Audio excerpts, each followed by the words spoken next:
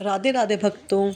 आज मैं आपको इस वीडियो में देव उठनी एकादशी के बारे में बताऊंगी कि एकादशी कब है, शुभ मुहूर्त क्या है, व्रत के नियम क्या हैं, क्या उपाय करने चाहिए हमें और पारण समय क्या है और इसकी कथा क्या है देव उठनी एकादशी की। देव उठनी एकादशी 2024 में 11 नवंबर को शाम 6:46 पर प्रारंभ होगी, जो 12 नवंबर को शाम 4:04 पर समाप्त होगी। देव उठनी एकादशी का व्रत 12 नवंबर को दिन मंगलवार को रखा जाएगा। देव उठनी एकादशी का पारण समय 13 नवंबर 2024 को बुधवार को किया जाएगा। व्रत का पारण समय रहेगा बुधवार को सुबह 6:42 से 8:51 तक। पारण के दिन द्वादशी तिथि समाप्त होने का समय दोपहर 1 से 1:01 पर है। हिंदू धर्म में देव उठनी एकादशी का विशेष महत्व है। हिंदू पंचांग के अनुसार कार्तिक मास के शुक्ल पक्ष की एकादशी को देव उठनी एकादशी कहा जाता है। इसे प्रबोधनी या देव उत्थान एकादशी के नाम से भी जाना जाता है। इस बार देव उठनी एकादशी का व्रत 12 नवंबर को रखा जाएगा। इस दिन से सभी शुभ व मांगलिक कार्य शुरू हो जाते हैं। शास्त्रों के अनुसार देव उठनी एकादशी के दिन ही जगत के पालनहार भगवान विष्णु 4 महीने के बाद योग निद्रा से जागते हैं और पुनः सृष्टि का कार्यभार संभालते हैं। आपको बता दें कि इस दिन भगवान शालिग्राम और माता तुलसी के विवाह का भी प्रावधान है। तो चलिए जानते हैं देव उठनी एकादशी पर हमें क्या क्या करना चाहिए। देव उठनी एकादशी का पारण समय कहा जाता, एकादशी व्रत के समापन को पारण कहा जाता है। एकादशी व्रत अगले दिन सूर्योदय के बाद पारण किया जाता है। एकादशी व्रत का पारण द्वादशी तिथि समाप्त होने से पहले करना अति उत्तम माना जाता है। शास्त्रों के अनुसार अगर द्वादशी तिथि सूर्योदय के पूर्व समाप्त हो गई हो, एकादशी व्रत का पारण सूर्योदय के बाद ही होना होता है। द्वादशी तिथि के भीतर एकादशी व्रत का पारण न करना शुभ नहीं होता। देव उठनी एकादशी की कथा। देव उठनी एकादशी का व्रत काफ़ी महत्वपूर्ण और फलदायक माना जाता है।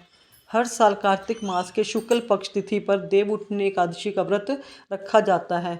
मान्यता है कि इस दिन भगवान हरि विष्णु अपनी योग निद्रा से जाग जाते हैं। इस साल 12 नवंबर के दिन देव उठनी एकादशी का व्रत रखा जाएगा। वहीं एकादशी का व्रत बिना कथा का पाठ के अधूरा माना जाता है। देव उठनी एकादशी व्रत कथा का पूरी श्रद्धा से पाठ करने पर व्रत के पूर्ण फल की प्राप्ति होती है। कथा प्रारंभ। एक राज्य में सभी लोग देव उठनी एकादशी का व्रत रखते थे। प्रजा तथा नौकर चाकरों से लेकर पशुओं तक को एकादशी के दिन अन्न नहीं दिया जाता था।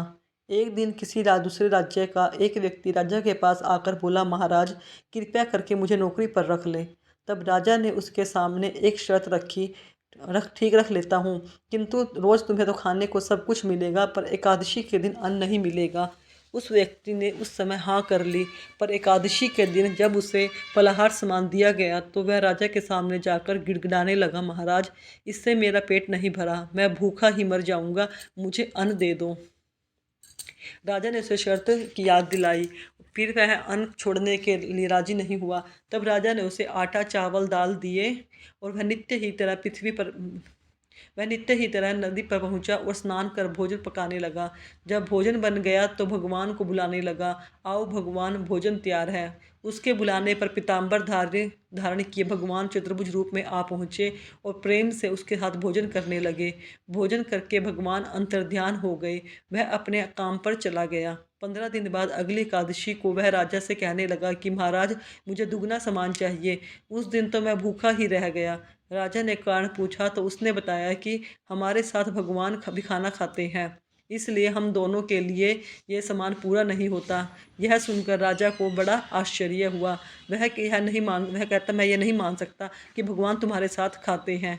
मैं तो इतना व्रत करता हूँ, पूजा पाठ करता हूँ, पर भगवान ने मुझे कभी दर्शन नहीं दिए।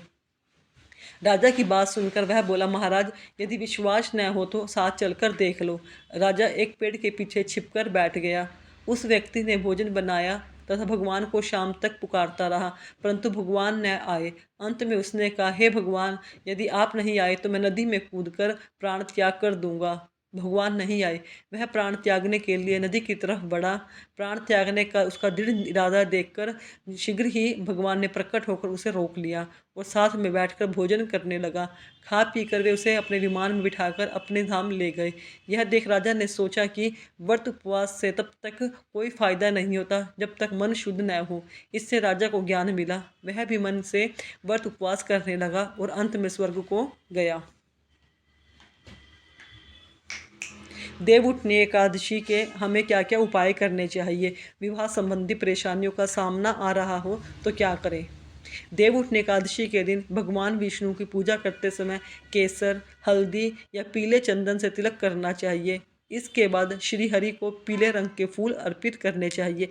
ऐसा करने से यह विश्वास किया जाता है कि विवाह के अवसर शीघ्र उत्पन्न होते हैं।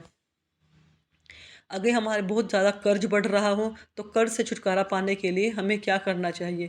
कर्ज से छुटकारा पाने के लिए देवउठनी एकादशी के दिन पीपल के वृक्ष में जल चढ़ाना आवश्यक है। इसके पश्चात शाम को वृक्ष के नीचे दीप जलाना चाहिए। मान्यता है कि इन उपायों को अपनाने से व्यक्ति को जल्दी ही कर्ज से मुक्ति मिल सकती है। भाग्य उदय करने के लिए उपाय। देवउठनी एकादशी के दिन आप तुलसी माता के समक्ष घी के 5 दिवे प्रज्वलित करें। इसके साथ ही भगवान विष्णु और माता तुलसी की विधिपूर्वक पूजा करें। इस उपाय को अपनाने से आपके जीवन में आने वाले सभी प्रकार की रुकावटें समाप्त होंगी और भाग्य का उदय होगा। आर्थिक तंगी को दूर करने के उपाय।